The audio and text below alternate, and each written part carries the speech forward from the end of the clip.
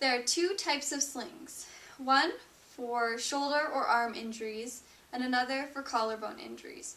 First, shoulder injuries.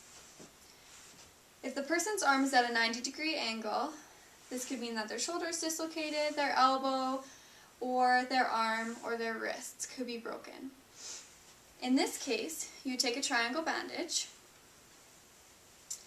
You would take the side that is longest on the triangle and hang it down alongside the body.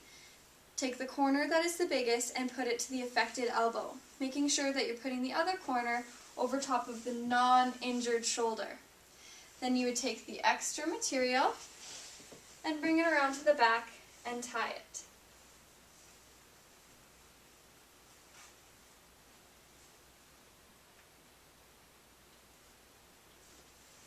If you have any extra material here, that's okay. Just tuck it in. Slings don't have to be pretty, they just have to be effective. If you're driving this person to the hospital yourself and you go over a bump, as you see, the sling is not a very stable sling by itself. Therefore, you could do a binder. This is where you take another triangle bandage or a belt or a rope or whatever you may have, put it underneath the person's other arm, and tie it around their body.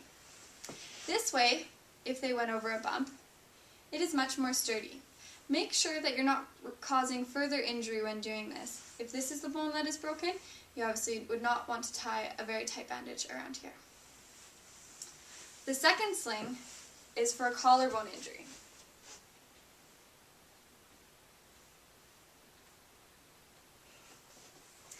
In this type of injury, the person's arm would be most comfortable up here. Again, you can do this for broken arm bones or wrists where their arm is already in this position found. This is also called a tube sling. You take the triangle bandage and you would orientate it the same way you did for the other type of sling.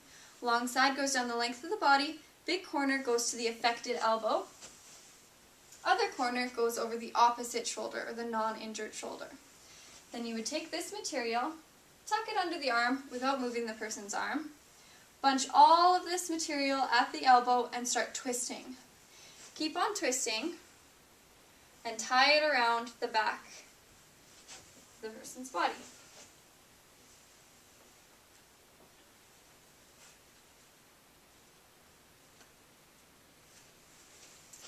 You notice that this makes a tube for the person's arm to sit in.